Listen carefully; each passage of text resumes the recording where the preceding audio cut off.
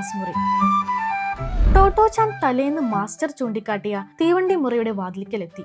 School വിജനമായിരുന്നു. മറ്റാരും വന്നെത്തിയിട്ടില്ല. പഴയ മട്ടിലുള്ള ഒന്നായിരുന്നു തീവണ്ടി.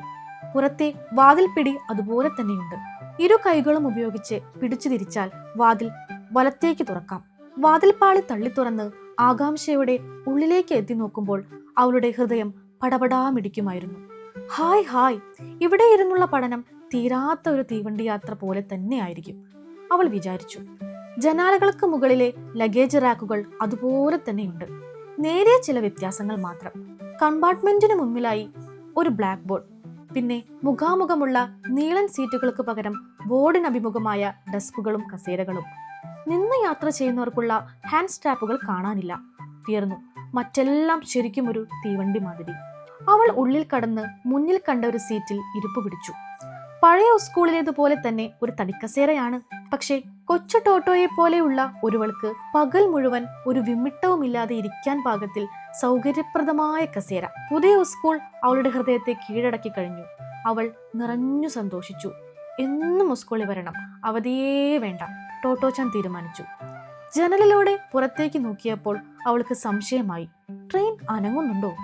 തീവണ്ടി പള്ളിക്കൂടം നിശ്ചലമായി നിൽക്കുകയാണെന്ന കാര്യം ടോട്ടോച്ചാൻ അറിയാം. പക്ഷേ സ്കൂൾ മൈതാനത്തിലെ മരച്ചില്ലകളും പൂനിരകളും ഇളംകാറ്റിൽ തലയാട്ടിക്കൊണ്ടിരുന്നു. അതുകൊണ്ടായിരിക്കാം അനങ്ങുന്നുവെന്ന് തന്നെ അവൾക്ക് തോന്നി. ഹായ്, എന്ത് രസമായിട്ടുണ്ട് ഈ സ്കൂള്. ആർത്ത് വിളിക്കാതിരിക്കാൻ അവൾക്ക് കഴിഞ്ഞില്ല. ജനലഴികളിൽ മുഖമൊരുമിക്കൊണ്ട് അവൾ ദ്രുതഗതിയിൽ ഒരു പാട്ടുണ്ടാക്കി. മതിമറന്ന് ആഹ്ലാദിക്കുമ്പോഴെല്ലാം താൻ ചെയ്യാറുള്ളത് പോലെ കുഞ്ഞു ശബ്ദത്തിൽ ടോട്ടോച്ചൻ പാടി. ഹായ് ഹൂ, എന്തു രസം, എന്തു രസം, ഹായ് എന്തു രസം. എന്തിനാ നിനക്കിത്ര രസം? അത്രയും ആയപ്പോഴേക്ക് ആരോ കടന്നു വന്നു.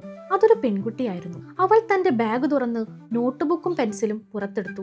അവ തന്റെ ഡെസ്കിൽ വെച്ച ശേഷം വിരലിന്മേൽ നിന്ന് കൈയെത്തി സ്കൂൾ ബാഗ് ലഗേജ് റാക്കിൽ നിക്ഷേപിച്ചു. പിന്നാലെ ഷൂ ബാഗും. എല്ലാം ശ്രദ്ധിച്ചുകൊണ്ടിരുന്ന ടോട്ടോച്ചാൻ പെട്ടെന്ന് പാട്ട് നിർത്തി എഴുന്നേറ്റു. ദ്രുതഗതിയിൽ അവളും അതൊക്കെ ആവർത്തിച്ചു. അപ്പോഴേക്കും ഒരു ആൺകുട്ടി വന്നു. അവൻ വാതിൽക്കൽ തന്നെ നിന്ന് ബാസ്കറ്റ് ബോൾ കളിക്കുന്ന മട്ടിൽ ബാഗ് റാക്കിനെ ലക്ഷ്യമാക്കി ഒരൊറ്റ ഏറ്. ധും, താ കിടക്കുന്നു. റാക്കിന്റെ വക്കിൽ തട്ടി ലക്ഷ്യം തെറ്റി താഴെ. ഹേയ്, ശരിയായില്ല. സ്വയം പഴിച്ചുകൊണ്ട് അതേ സ്ഥാനത്ത് നിന്ന് തന്നെ വീണ്ടും അവൻ ലക്ഷ്യം പിടിച്ചു.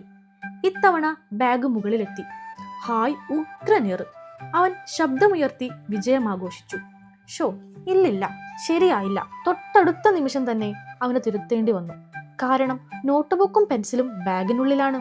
അവൻ ഡെസ്കിന് മുകളിൽ കയറി നിന്ന് റാക്കിന്റെ ഉൾവശത്ത് കിടക്കുന്ന ബാഗ് തുറക്കാനുള്ള ശ്രമമായി. ആദ്യ ശ്രമം തന്നെ പരാജയം. ഇന്നത്തെ ഏറ് ഒട്ടും ശരിയായില്ല. അവൻ പുറപുറത്തു. ഒന്നിനു പുറകെ ഒന്നായി 9 പേർ തീവണ്ടി മുറിയിലെത്തി. ആ 9 പേർ ചേർന്നതാണ് ടോമോഗ്വാക്കനിലെ 1ാം ക്ലാസ് സ്റ്റാൻഡേർഡ്. ഒരേ തീവണ്ടിയിലെ 9 സഞ്ചാരികൾ അങ്ങനെ യാത്ര തുടങ്ങുകയായി.